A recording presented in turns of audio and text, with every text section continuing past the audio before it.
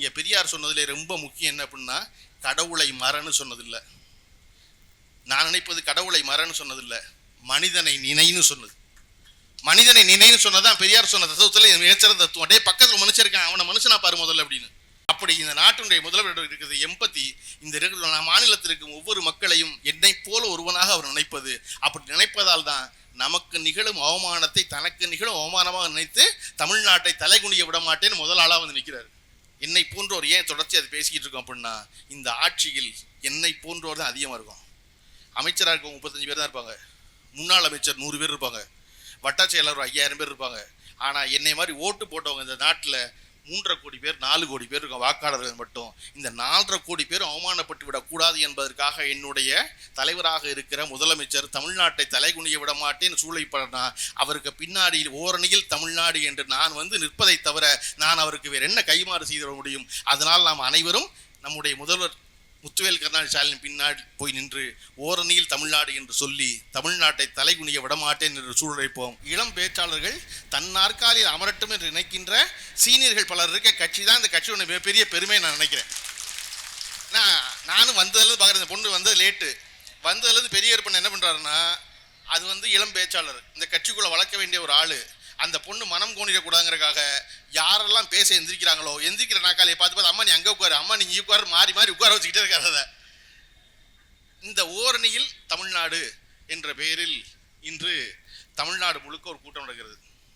கிட்டத்தட்ட 3 நாளுக்கு முன்னாடி நம்முடைய தலைவர் முத்துவேல் கருணாநிதி ஸ்டாலின் அவர்கள் தமிழ்நாட்டை தலைகுனிய விடமாட்டேன் அப்படின்னு ஒரு சூளுரைச்ச பிறகு சரியாக 3 நாட்களில் தமிழ்நாடு முழுக்க இந்த செய்தியை கொண்டு போய் சேர்த்து இந்த 2 நாட்கள் நேற்றும் இன்று மட்டும் தமிழ்நாட்டுக்குள்ள கிட்டத்தட்ட 75 கூட்டத்தை திராவிட முன்னேற்ற கழகம் நடத்த முடிகிறது என்பதுதான் அந்த கட்சியினுடைய மிகப்பெரிய வெற்றி நான் நினைக்கிறேன்.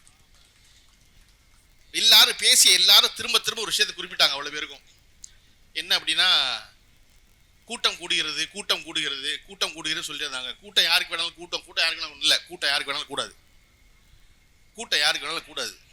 பதட்டம் என்ன அப்படின்னா, கூட்டம் நடிகர்களுக்கு கூடுகிறது என்பது குழப்பம் இல்லை, நல்லா கூடட்டும். ஆனா கூடிய கூட்டம் எப்படி கலைகிறது என்பது ரொம்ப முக்கியம். ஏன் கூடுச்சுக்கிற முக்கியம் இல்லை, ஏன் கலைஞ்சிச்சு. எனக்கு வந்து சகோதரி நம்முடைய முன்னாள் அமைச்சர் தமிழரசு ரவிக்குமார் பேசும்போது ரொம்ப பிடிச்சிருந்துச்சு.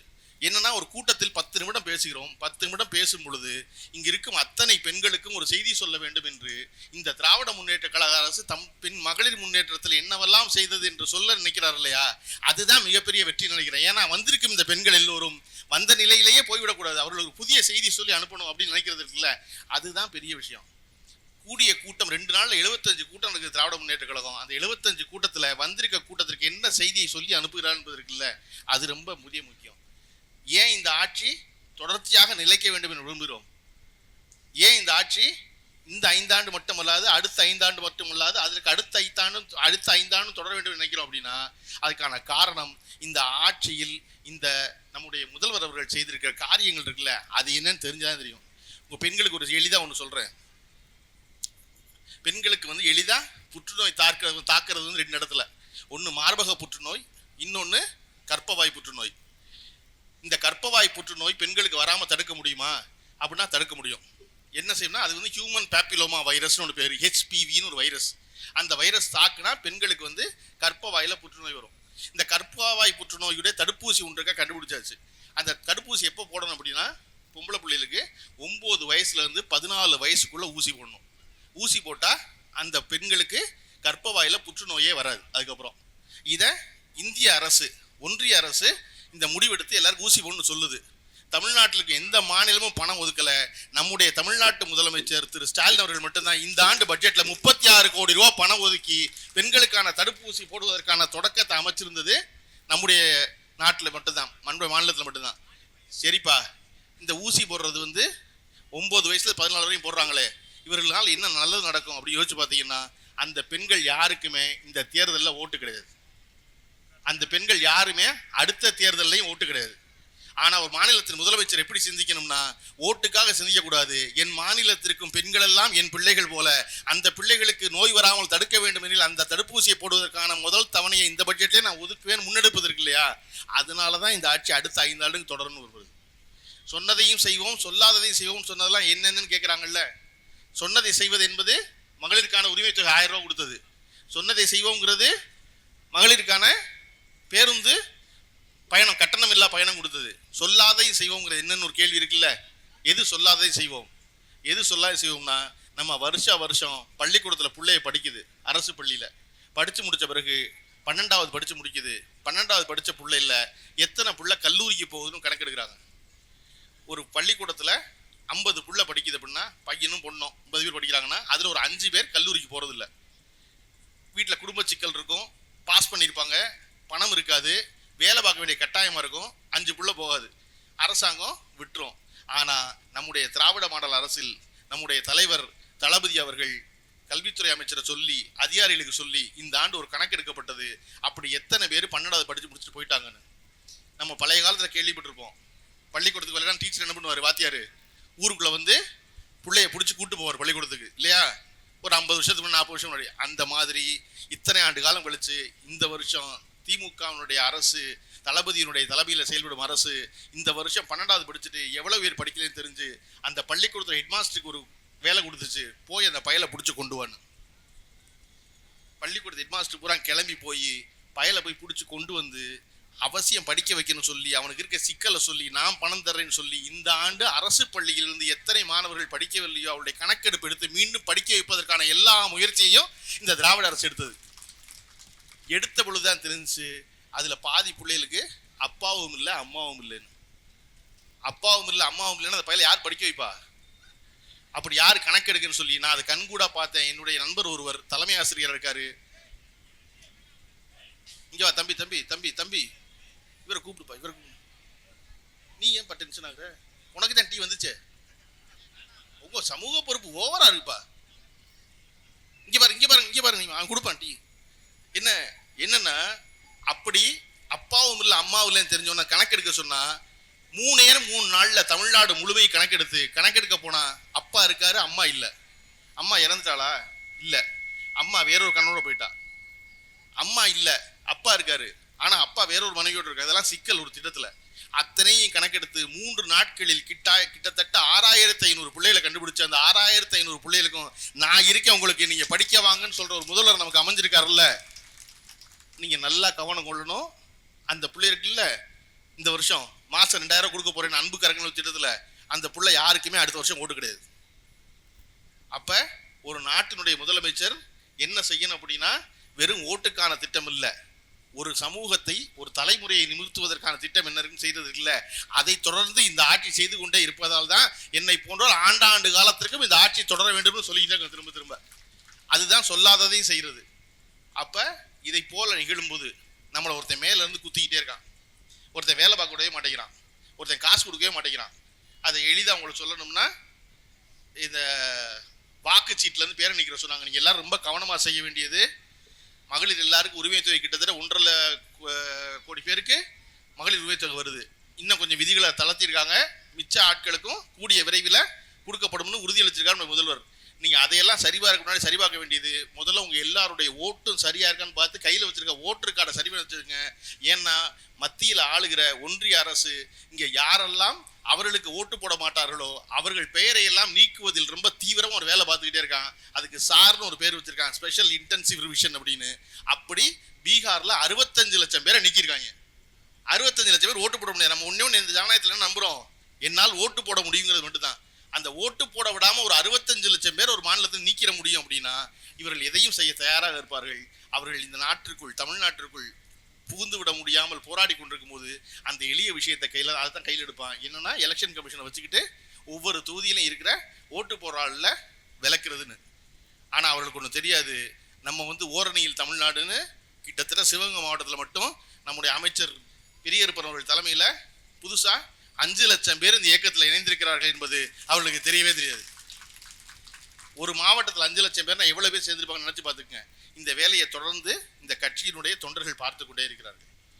எப்பொழுதெல்லாம் இந்த மாநிலத்திற்கான கேடு வருகிறதோ அந்த கேடு வரும் பொழுதெல்லாம் நம்முடைய முதல்வர் முதல் ஆளாக எழுந்து நின்று தமிழ்நாட்டை தலை குனிய விட மாட்டேன்னு முதல் குரல் எழுப்புறாரு. அந்த குரல் எல்லாரோடும் சேர்ந்து எழும்பணும் நினைக்கிறாரு அவரு. வாங்க எல்லாரும் சேர்ந்து சொல்லுவோம்னு சொல்றாரு. அதனாலதான் ஒவ்வொருவரும் பேசும்போது தமிழ்நாட்டை தலை குனிய விட மாட்டோம்னு ஒரு சூழல் வச்சுக்கிட்டே இருக்காங்க. தமிழ்நாட்டை தலை குனிய விட மாட்டோம்னு இன்னைக்கு முத்துவேல் கருணாநிதி மட்டும் தான் சொல்றாரா? நம்ம ரெண்டு விஷயம் உங்களுக்கு எளிதா புரிய சொல்றேன். ஒண்ணு மதுரைக்கு பக்கத்துல கீழடியில, சிவகங்கை பக்கத்துல கீழடியில நம்முடைய தோண்டி பார்த்த பொழுது தமிழர்கள் பல்லாயிரம் ஆண்டுகளுக்கு முன்னால் இத்தனை பெரிய நாகரிகத்தோடு வாழ்ந்திருக்கிறார்கள் என்பது தெரிய வருகிறது. அதுல நம்ம இரும்பை நம்ம பயன்படுத்தணும் ஆயுதமா விவசாயத்துக்கு அப்படின்னு ஒரு இரும்பு காலம்னு சொல்லுவாங்க. வெறும் இரும்பை சும்மா அதுக்கு பயன்படுத்துறது. அது கிட்டத்தட்ட 6000 ஆண்டுகளுக்கு முன்னாடியே தமிழர்கள் இரும்பை பயன்படுத்தினார்கள்னு ஒரு ஆய்வு வருது. உலகத்தில் எல்லா நேரமும் தமிழையும் திருக்குறளையும் தப்பு தப்பாக பேசும் மோடி இதுவரையும் ஒரு முறை கூட 6000 ஆண்டுகளுக்கு முன்னரே தமிழர்கள் இரும்பை பயன்படுத்தினார்கள் என்பதுக்கு ஒரு வாழ்த்து கூட சொல்ல இதுவரையும். ஏன் வாழ்த்து சொல்லினா, தமிழர்கள் இவ்வளவு தொன்மையோடும் அறிவோடும் இருந்தார்கள் என்பது மோடி அவர்களுக்கு எப்பொழுதுமே பிடிக்காது. மத்தியில் ஆளுகிற பாரதிய ஜனதா கட்சிக்கு பிடிக்கவே பிடிக்காது. அதனாலதான் கவர்னர் நம்ம சட்டமன்றத்துக்குள்ள உட்கார்ந்து தமிழ் தாய் நம்ம வாழ்த்து பாடும்போது அவசரமா எந்திரிச்சு ஓடுறாரு.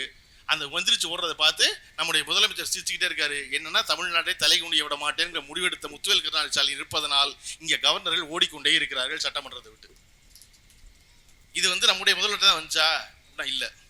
முதல்வருக்கு முன்னாடி ஒருத்தர் இருந்தாரு, முத்தமிழறிஞர் கலைஞர்னு ஒருத்தர். அவர் ஆரம்பிச்சார் இதை. இலங்கைக்கு போய் நீங்க தமிழர்களை கொன்று குவித்து இந்திய அமைதிப்படை திரும்புனா முதலமைச்சரா போய் வரவேற்கணுங்கிறது புரோட்டோகால்.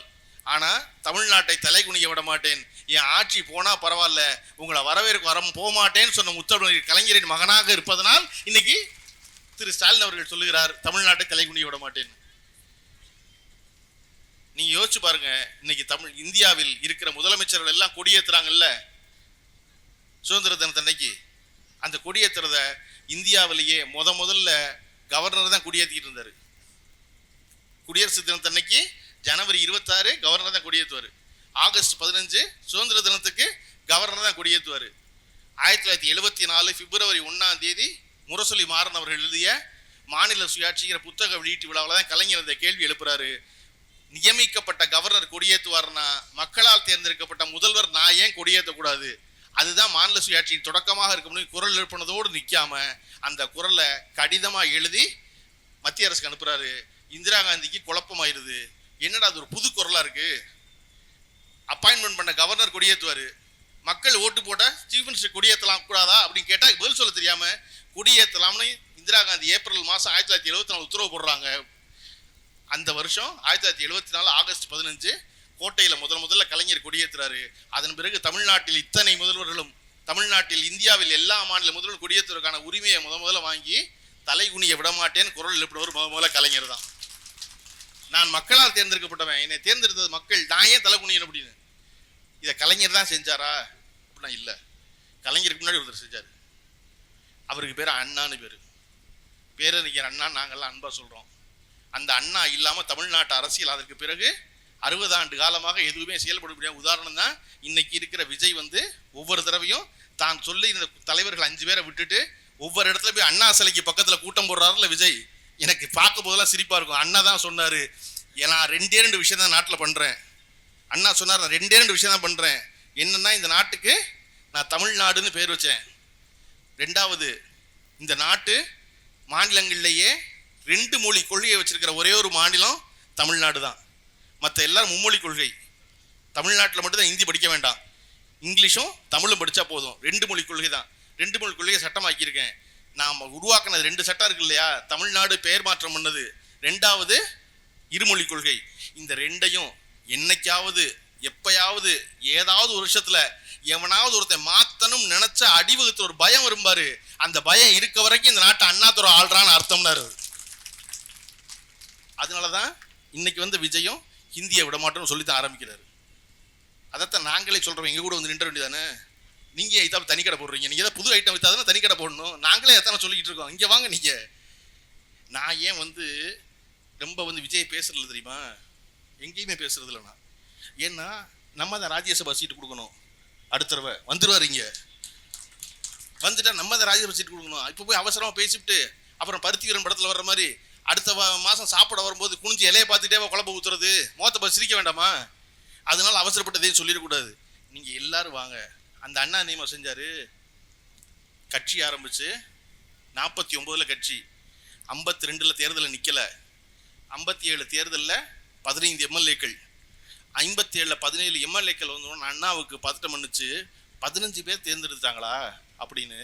57லேருந்து 58க்குள்ள ஒரு வருஷத்துக்குள்ள தமிழ்நாட்டில் திராவிட முன்னேற்ற கழகம் நடத்தின கூட்டம் 1.5 லட்சம் கூட்டம் நடத்துறாங்க. ரோடா அது 10 பேரா 50 பேரா 100 பேரா 1000 பேரா கணக்கு கிடையாது.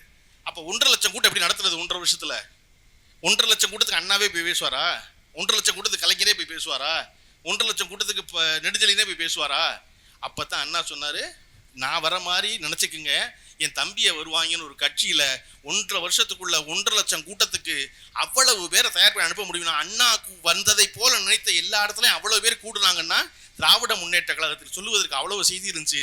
அதனுடைய நீட்சியாகத்தான் இத்தனை ஆண்டு காலம் கழித்து ஒரு இளம் பேச்சாளரை அண்ணன் பெரிய கருப்பை விடாம வா மேடைக்கு வான்னு கூப்பிட்டே இருக்குது. இங்க அடுத்து ஒரு ஆள் ரெடி பண்ணிக்கிட்டே இருக்கணும் இல்லையா?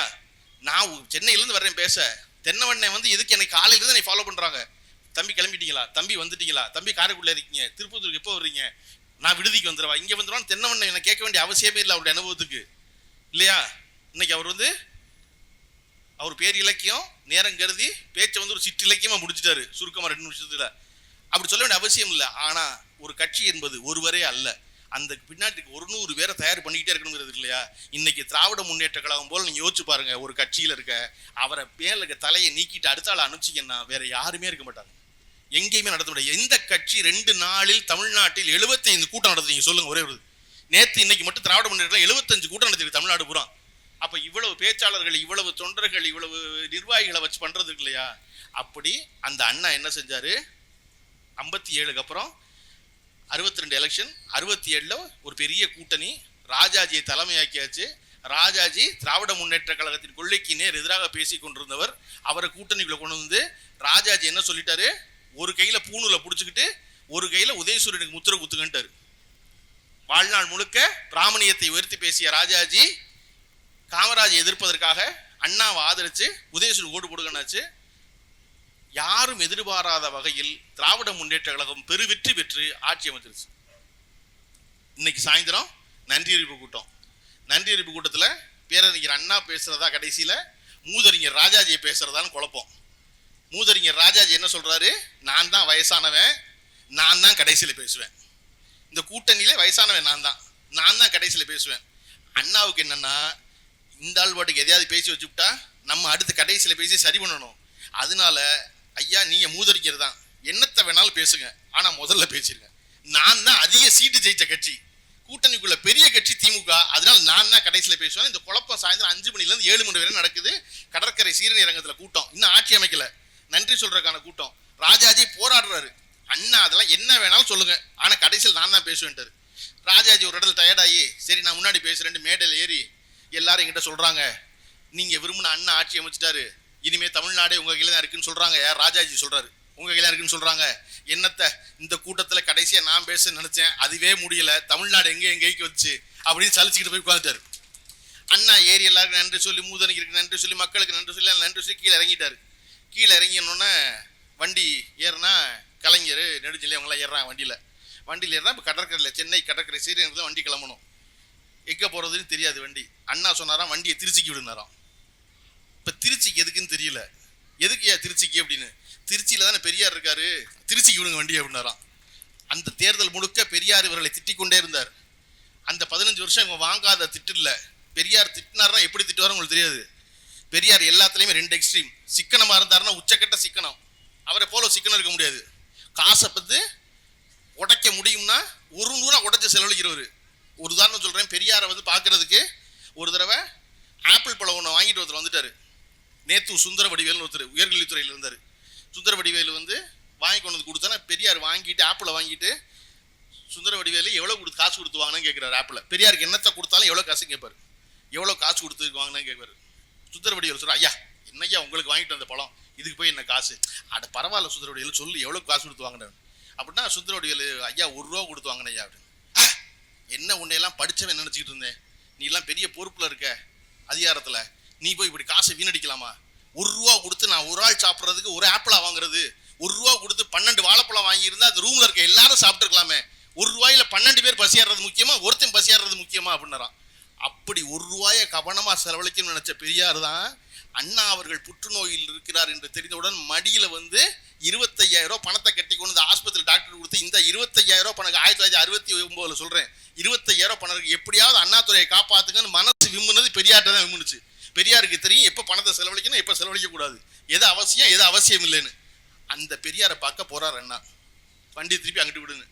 அண்ணாவால பெரியாரால தாங்கவே முடியல, அண்ணாதுரை நம்மளை பார்க்க வந்துட்டாரான்ட்டு போல் சொல்றாரு, ஐயா இந்த ஆட்சியே உங்க ஆட்சி, இது உங்களுக்கு சமர்ப்பணம் அப்படிங்கிறாரு. அண்ணா வரலாற்றில் எடுத்த முடிவு இருக்குல்ல, ஆதரித்தவர் ராஜாஜி, பூணுல கையில பிடிச்சிக்கிட்டு உதயசூரனுக்கு ஓட்டு போடுங்கன்னு சொன்னவர் ராஜாஜி, சீரணி அரங்கத்துல கடைசியில பேசுற வாய்ப்பா ராஜாஜி கொடுக்காம தான் எடுத்துக்கொண்டு அந்த மேலிருந்து இறங்கின உடனே யார் தன்னை எதிர்த்து கொண்டிருந்தாரோ அந்த தந்தை பெரியார்ட்ட போய் இந்த ஆட்சி உங்க ஆட்சின்னு சொன்ன முடிவு இருக்குல்ல, அண்ணா எடுத்த முடிவு, அதுதான் தமிழ்நாட்டை தலைகுனிய விட மாட்டேன்னு. அன்னைக்கு ராஜாஜோடு இருந்திருந்தா தமிழ்நாடு தலை குனிஞ்சிருக்கும். போய் நின்ன பிறகு அந்த முடிவுக்காக அண்ணாவை பாராட்டாதவர்களே கிடையாது. அப்ப நம்முடைய முதல்வர் எடுத்த முடிவா தலைகுனிய விட மாட்டேன்னு, கலைஞர் எடுத்த முடிவா தலைகுனிய விட மாட்டேன்னு, அண்ணா எடுத்த முடிவா தலைகுனிய விட மாட்டேன்னு அப்படின்னா இல்ல. அதுக்கு முன்னாடி ஒருத்தர் இருந்தாரு, அவருக்கு பேர் பெரியார். அந்த பெரியார் எப்பொழுதெல்லாம் தமிழ்நாட்டிற்கு தலைக்குனிவு ஏற்படுகிறதோ அப்பொழுதெல்லாம் ஆளா தடியை தட்டிட்டு நின்று இந்த தமிழ்நாட்டை தலைக்குனிய விட மாட்டேன்னு சொல்லி ஆளா ரோட்ல நின்னவர் அவர் தான். அதனாலதான் தொடர்ச்சி எவ்வளவு இருக்கு நீங்க யோசிச்சு பாருங்க. இன்னைக்கு நம்ம சொல்லிக்கிட்டு இருக்கோம், வர்ற தேர்தலுடைய இலக்கு என்ன? வெல்வோம் வெல்வோம் 200. இதற்கு முன்னாடி எப்ப நம்ம 200 வென்றோம்? 1971 வென்றோம். அதுல திராவிட முன்னேற்ற கழகம் மட்டும் வென்றது 183 சீட்டு, கூட்டணி கட்சிகளோடு வென்றது 204 சீட்டு. அதைத்தான் இப்ப மீண்டும் வரலாறு திரும்புகிறது. நம்ம 200 எப்ப வென்றோம்? அந்த ஒரே ஒரு தேர்தலில் தான் பெரியார் திராவிட முன்னேற்ற கழகத்தை ஆதரிச்சு பிரச்சாரம் பண்ண தேர்தல். வேற எந்த தேர்தலும் பிரச்சாரம் பண்ணல. 1972 கலைஞருடைய ஆட்சி தொடர வேண்டும் என்பதற்காக பெரியார் அவர்கள் தமிழ்நாடு முழுவதும் மூத்திரவாளியோட தூக்கிக்கிட்டு போய் கலைஞர் கருணாநிதிக்கு ஓட்டு போடுங்கன்னு கேட்டார்ல பெரியார், அந்த தேர்தல் தான் அது. அந்த தேர்தலில் தான் தமிழ்நாட்டில் இன்றைய ஒன்றிய அரசு போல அன்னைக்கு ஒரு டிராமா பண்ணி வேற ஒரு செட் பண்ணாங்க. என்ன பண்ணா, பெரியார் ராமர் படத்தை செருப்பால் அடிச்சிட்டாருன்னு சொன்னான். பிரச்சாரத்தில் ராமர் படத்தை செருப்பால் அடிச்சிட்டார், இவருக்கு அவங்க ஓட்டுன்னு தினமணியும் துக்குளக்கும் இந்தியன் எக்ஸ்பிரஸ் ஹிந்து மாறி மாறி எழுதுனாங்க. திராவிட முன்னேற்ற கழகம் மொத்தமும் கதறிடுச்சு. என்னடா நம்மளை ஆதரிக்காத பெரியார் நம்மளை ஆதரிக்கிறாரு, ஆதரிச்சவர் இப்போ போயா ராமரை செருப்பால் அடிக்கணும், எலெக்ஷன் முடிஞ்சதுக்கப்புறம் அடிச்சா ஒன்றும் பிரச்சனை இல்லையே, நம்மளை இந்துத்துவ விரோத கட்சின்னு சொல்லிடுவாங்களே அப்படின்னு பதட்டம் ஆயிட்டாங்க எல்லாரும். பதட்டமாய் பெரியார்கிட்ட போய் ராத்திரி தனியாக இருக்கும்போது இளைஞர்கள் எல்லாம் போய் திராவிட முன்னேற்ற இளைஞர்கள் போய், ஐயா அடிச்சது அடிச்சிங்க, அடுத்த வாரம் அடிக்கக்கூடாதா, இப்பயா போய் அடிப்பீங்க, இதை பெரிய பிரச்சனையாக்கி நம்மளை பஞ்சாயத்து பண்ணுறாங்க, எவனும் ஓட்டு போட மாட்டான் போல கேயா அப்படின்னா பெரியார் சொன்னாராம், அதெல்லாம் ஓட்டு போடுவான் போ அப்படின்னாராம். எப்படியா ஓட்டு போடுவான்? அதான் நீங்கள் படத்தை செருப்பால் அடிச்சு விட்டீங்களே. ஆமையா அடிச்சுட்டேன், பரவாயில்ல, அதான் அடிச்சேன்னு ஒத்துக்கிட்டேன்ல, போ ஓட்டு போடுவான். இல்லை எனக்கு புரியல, எல்லாரும் தப்பு தப்புன்னு கத்திக்கிட்டு இருக்காங்க, நீங்க உறுதியா ஓட்டு போடுவாங்கிறீங்க, எப்படியா ஓட்டு போடுவான் அப்படின்னு. அட போடுவாயா போயா அப்படின்னாரா. எப்படியா போடுவான் அப்படி கடுப்புல கேட்காத பைய. பெரியார் சொன்னாராம், ராமருக்கே இந்த கதினா ஓட்டு போடலைன்னா நமக்கு எந்த கதி நினைச்சு போடுவான்டா போடா அப்படின்னாராம் அவரு. பெரியாருக்கு ஏன் அந்த தைரியம் வந்துச்சு அப்படின்னா, நான் சரியானதை ஆதரிக்கிறேன்னு என்ன இருந்துச்சு, நான் யாரோடும் சமரசம் செய்து கொள்ள வேண்டியதில்லை நினைச்சாரு.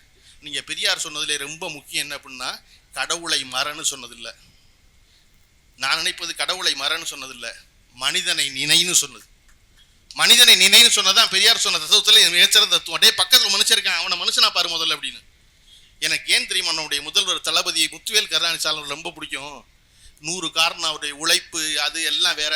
எனக்கு ஒரு பெரிய ஆச்சரியம், கிட்டத்தட்ட 25 வருஷமான பெரியார் பண்ணு தெரியும், பக்கத்துல பார்த்தவர் தன்னு தெரியும். 25 வருஷம் சொல்றாங்க அவர் உடம்பு சரியில்லை, அவர் மொத்த உடம்புல ரத்தம் மாத்துறாரு, அவர் என்னமா அவரு ஒன்றும் சரியில்லை சொல்லிக்கிட்டே இருக்காங்க இதை.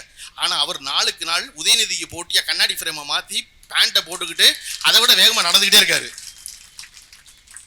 எனக்கு ஆச்சரியமா இருக்கும். ஏன்னா நான் உதயநிதி கூடவே வளர்ந்தவன், நம்முடைய துணை முதலமைச்சர் இளந்தலைவரோட வளர்ந்தவன், பார்த்து எனக்கு அசைவு தெரியும். இந்த 4 வருஷத்துல அவரை விட இளமையாயிட்டாரு. அதுவும் அந்த போன வாரம் நடந்துச்சு பாருங்க, இளையராஜாவுடைய பாராட்டு விழா. நீங்க அந்த பாராட்டு விழாவை ஒரு கணம் 10 ஆண்டுகளுக்கு முன்னால் எம்.எஸ். விஸ்வநாதன் அவர்களுக்கு அன்றைய முதலமைச்சர் ஜெயலலிதா தலைமையில் ஒரு பாராட்டு விழா நடந்துச்சு. அது ஞாபகத்தில் வச்சுக்கணும். அந்த காட்சி எப்படி இருந்துச்சு அப்படின்னா, முதலமைச்சர் அவர்கள் நடுவில் உட்காந்துருப்பாங்க ஜெயலலிதா. இந்த பக்கம் மனுஷவாடையே படாத தூரத்துக்கு 5 அடி தள்ளி அடுத்த நாற்காலி இருக்கும், இந்த பக்கம் 5 அடி தள்ளி அடுத்த நாற்காலி இருக்கும். அங்கிட்ட அமைச்சர்கள் பூரா நுனியில் உட்காந்துருப்பாங்க. எம்எஸ் விஸ்வநாதன் ஒருத்தர் உட்காந்துருப்பார் நடுவில் அந்த பக்கம் முத ஆளா. இப்போ அவருடைய விருப்ப பாட்டு பாடப்படும், அமைச்சர்கள் பூரா பின்னாடி வரிசையில் உட்காந்துருப்பாங்க. அந்த நிகழ்ச்சி முழுமையும் அன்றைய முதல்வர் ஜெயலலிதா அவர்களும் அமைச்சர் பெருமக்களும் நிறைஞ்சு எம்எஸ் விஸ்வநாதன் பாராட்டு விழாங்கிற பேரில் அந்த விழாவில் எம்எஸ் விஸ்வநாதனே இல்லை. ஆனால் இன்றைக்கு தமிழகம் மொத்தமும் கொண்டாடும், தமிழ்நாட்டில் ஒவ்வொருத்தருக்கும் எல்லாருக்கும் பிடிச்ச ஏதாவது ஒரு பாட்டு இளையராஜா பாட்டு இருக்கும். அந்த இளையராஜாவை வாழும் காலத்தில் போற்ற வேண்டும் நினைத்து இந்த தமிழ்நாடு அரசு ஒரு பாராட்டு நடத்தி அதனுடைய முதல்வர் வந்து உட்கார்ந்துருக்கும் போது ஒரு இடத்துல கூட முதல்வர் தன்னை முன்னிலைப்படுத்திக்காம ஒரு மந்திரி கூட பக்கத்தில் இல்லை, ஒரு அமைச்சர் இல்லை. பார்த்தீங்களா, நீங்கள் பெரிய பார்த்துக்க முடியாது. நீங்கள் ஒரு அமைச்சர் இல்லை பக்கத்தில், வெறுமனை முதல்வர் இருக்காரு, பக்கத்தில் இளையராஜா, பக்கத்தில் இளையராஜாவின் குடும்பம், அவருடைய முக்கியத்துவம், அவரை போற்றுவது, அவர் சிம்பனி பாடினாரு, அவரை மேடை கூப்பிடுங்க, அவர் நடத்துங்க, அவருக்கு நினைவு பரிசு கொடுங்க அப்படின்னு 4.5 மணி நேரம் இந்த 4.5 வருஷத்துல நம்முடைய முதல்வர் முழுமையாக இருந்த ஒரே ஒரு விழா எதுன்னா தமிழ்நாட்டின் ஒப்பற்ற கலைஞரான இளையராஜாவை பாராட்டுவதற்காக பக்கத்துக்கு வந்தது. அதுக்கு பேர் என்ன? அதுக்கு பேர் எம்பத்தி. நம்ம எப்பொழுதும் சிம்பத்தி இருக்கவனே முக்கியம் நினைச்சுக்கிட்டு இருக்கோம். சிம்பத்தினா என்ன? ஒருத்தனை கண்டு பச்சாதாபப்படுவது, அடோ பாவம் அப்படிங்கிறது, அது பேர் சிம்பத்தி. ஒரு தலைவனுக்கு தேவை சிம்பத்தி இல்லை, ஒருத்தரை கண்டு பரிதாபப்படக்கூடாது, தேவை எம்பத்தி. எம்பத்தி என்ன? என்னை போல அவர் நினைப்பது. எனக்கு பாராட்டு நடந்தால் எப்படி நடத்த நினைப்பேன், அப்படி நடத்த இளையராஜாவுக்கு. அப்படி இந்த நாட்டினுடைய முதல்வரிடம் இருக்கிறது எம்பத்தி. இந்த மாநிலத்தில் இருக்கும் ஒவ்வொரு மக்களையும் என்னை போல ஒருவனாக அவர் நினைப்பது. அப்படி நினைப்பதால் தான் நமக்கு நிகழும் அவமானத்தை தனக்கு நிகழும் அவமானமாக நினைத்து தமிழ்நாட்டை தலைகுனிய விட மாட்டேன்னு முதல் ஆளாக வந்து நிற்கிறார். என்னை போன்றோர் ஏன் தொடர்ச்சி அது பேசிக்கிட்டு இருக்கோம் அப்படின்னா, இந்த ஆட்சியில் என்னை போன்றோர் தான் அதிகமாக இருக்கும். அமைச்சராக இருக்கவங்க 35 பேர் தான் இருப்பாங்க, முன்னாள் அமைச்சர் 100 பேர் இருப்பாங்க, வட்டாட்சி செயலர் 5000 பேர் இருப்பாங்க. ஆனால் என்னை மாதிரி ஓட்டு போட்டவங்க இந்த நாட்டில் 3.5 கோடி பேர் 4 கோடி பேர் இருக்கும் வாக்காளர்கள் மட்டும். இந்த 4.5 கோடி பேர் அவமானப்பட்டு விடக்கூடாது என்பதற்காக என்னுடைய தலைவராக இருக்கிற முதலமைச்சர் தமிழ்நாட்டை தலைகுனிய விட மாட்டேன்னு சூளைப்படனா அவருக்கு பின்னாடி ஓரணியில் தமிழ்நாடு என்று நான் வந்து நிற்பதை தவிர நான் அவருக்கு வேறு என்ன கைமாறு செய்திட முடியும்? அதனால் நாம் அனைவரும் நம்முடைய முதல்வர் முத்துவேல் கருணாநிதி ஸ்டாலின் பின்னாடி போய் நின்று ஓரணியில் தமிழ்நாடு என்று சொல்லி தமிழ்நாட்டை தலைகுனிய விடமாட்டேன் என்று சூழலைப்போம். வாய்ப்பளித்த அத்தனை பேருக்கும் நன்றி, வணக்கம்.